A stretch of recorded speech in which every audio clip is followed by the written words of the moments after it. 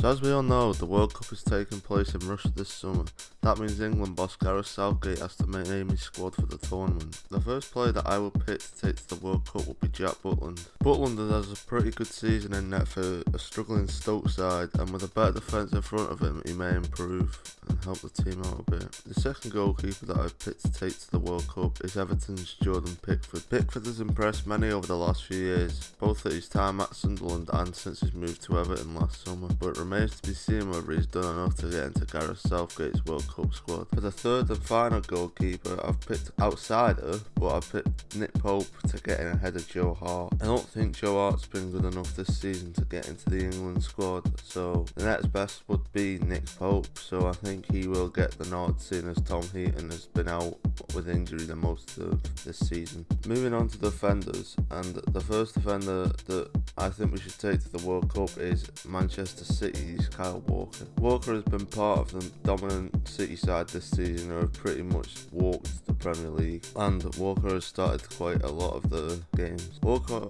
is also normally in the England squad, so it would not surprise me at all if he was picked for the World Cup. Competition for right back spot will be Kieran Trippier of Tottenham, his replacement when Walker did leave Spurs to go to City. Trippier himself has had a solid season, and it's only right that we have two of the best right backs in England going head to head for the right back spot. Next is a versatile option because he can play right back, centre back or left back, and that is the youngster Joe Gomez of Liverpool. Having such a versatile player allows Southgate to put him in at various positions should a few players struggle, and there is no doubt that Gomez has the quality to be a future England consistent international. Next player is Man City's John Stones. Stones has been another part of the best team in the league this season, who've only lost 2 games all season, and that is nothing to be looked down at, given the defence is a big part of the team not losing. Next centre back would be Harry Maguire. Maguire moved to Leicester from Hull last summer and has been pretty good for Leicester since his move, and with his tall presence at the back it could be very good for England to help them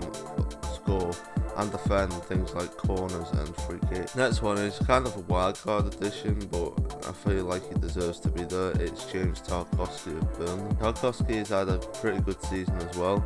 There was a toss up between him and Ben Mee, who makes the and Alfie Mawson, who makes the wildcard pick the extra one. There's 4 or 5 centre backs as to what you need to take really. I went for Tarkowski just because I feel like he's been better out of them 3 this year. The final centre back is Manchester United's Phil Jones. I know people will look at this and think that I'm being kind of silly, but Jones has actually had one of his better seasons at United this year, and it's not to be looked down at, so that is one of the reasons I would pick him. Moving on to the left back, the first left back I'm going on is Danny Rose of Tottenham Hotspur. Rose has had a pretty injury-plagued season, but let's face it, England aren't really blessed with left backs, and Rose is probably our best one, so we may as well take him rather than go with someone else. The guy who will be competing with him for the left back spot is Southampton's Ryan Bertrand. Southampton has struggled this year, but Bertrand is still a good player, and in an England side full of experience and quality, he should be able to pick his form right back up from where it has been this year. Moving on to midfielders now. First we have Tottenham Hotspur's Eric Dyer. Dyer has once again been part of a team who have been very good this season. Spurs are currently in the top 4 in the Premier League, staying above with the likes of Arsenal and Chelsea, so that's nothing to be looked down at. And Dyer can also switch between defensive midfielder and centre back. If say we are in the lead and we need them to drop deeper a bit, we can do that without making a sub. Next one will raise a few eyebrows, but I've gone for Jordan Henderson. I do feel like he doesn't get the credit he deserves at times, and people are a bit harsh on him. And I do think he is still in England's best 23 players. That's why I've chosen him to go to the World Cup. Now we're going for an attacking midfielder, and that is Dele Alli of Tottenham. Not been his greatest year this year. He has struggled a bit, and there has been a lot of controversy with his diving. But yeah, like Henderson, he is in England's best 23 players, so he has to go to the World Cup. Then a guy who will be competing with Dele Alli is Alex Oxlade-Chamberlain, who has had a breakout year since he's moved to Liverpool from Arsenal. He has looked a different player really under Jurgen Klopp, and kind of laughing at Arsenal and showing what they've let go. Then we move on to another player who has had arguably the best season of his career, and that is Jesse Lingard. If you'd have asked me a year ago would I put Lingard in there, I'd have said no. But based off current form, as that's what you base it off, you don't base it off what they've been like. Jesse Lingard does deserve a spot on the plane to Russia, so that's why he is there. Then I picked Ashley Young because he is a teammate of Lingard at United,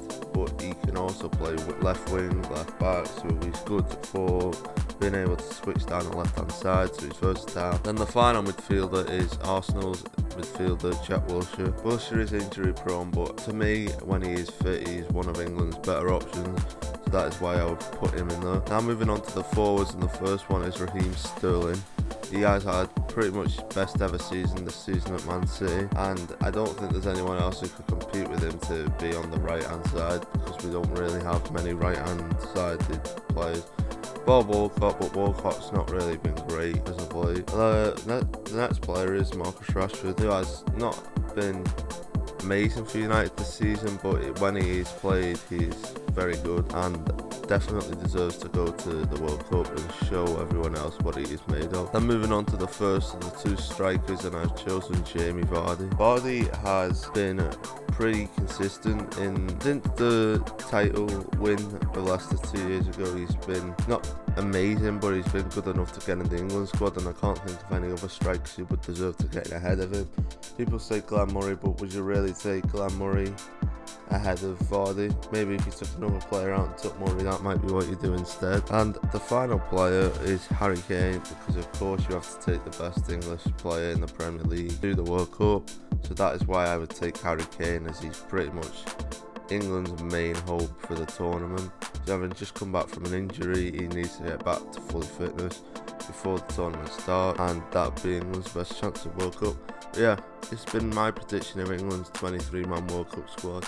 If you want to share your thoughts in the comments down below, please do, because it allows us to interact and everyone has their own opinions. Me, Jack Robinson, and I will see you on the next video.